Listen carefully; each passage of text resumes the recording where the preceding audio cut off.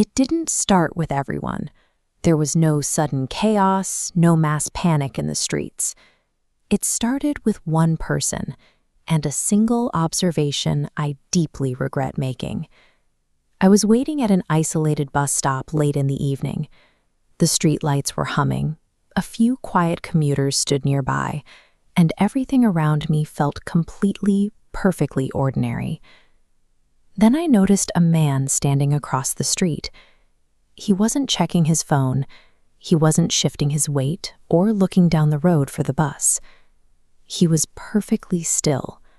His eyes were open, focused straight ahead, but looking at absolutely nothing.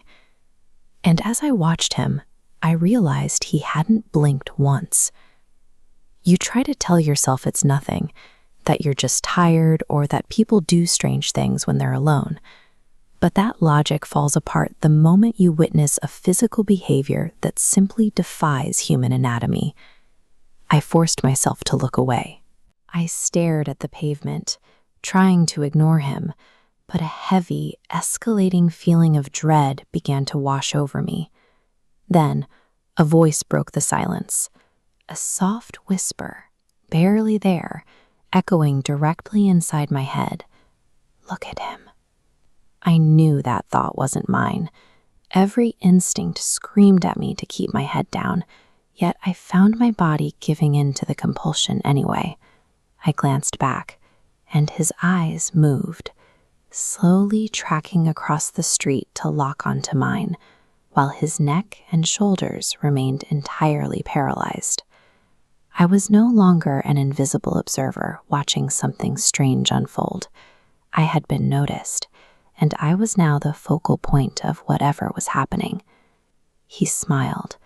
It was an unnatural, asymmetrical expression, stretching across his face in a way that offered zero warmth and only spiked the terror in my chest. The voice whispered a second time, "Don't look away." Immediately, my limbs grew heavy, locking me into a rigid stance as my gaze became glued to his. Next to me, a woman's bag slipped from her hand. Before it hit the ground, her arm and entire body seized, freezing completely solid.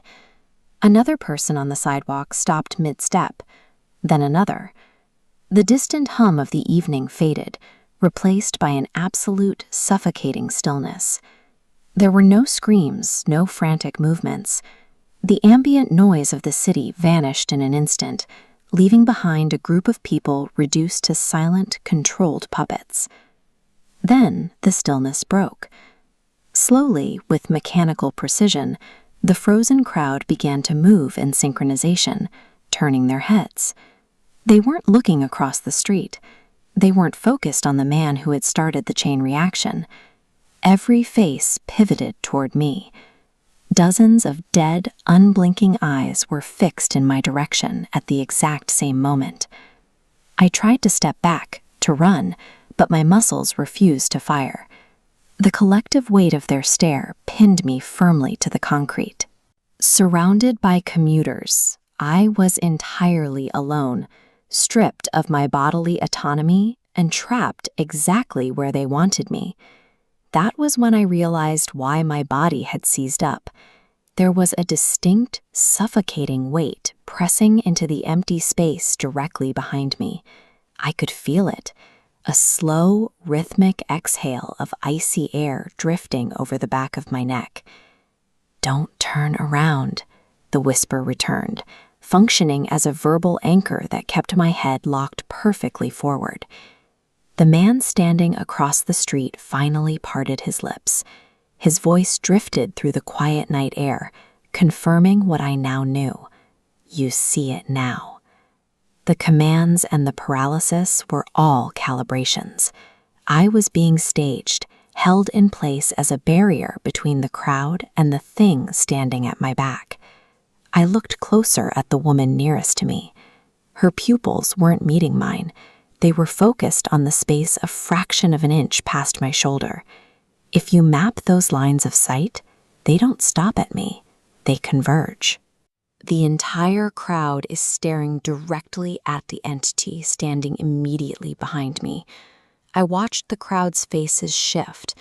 The blank emptiness melted away, contorting into expressions of pure, visceral panic as they processed the details of what they were forced to look at. Then, the icy breath hitched, and a final, inhuman command rasped right against my ear. "Now you can turn." I knew that if I moved, I would finally see what had reduced an entire street to statues. So I have to ask, would you turn around?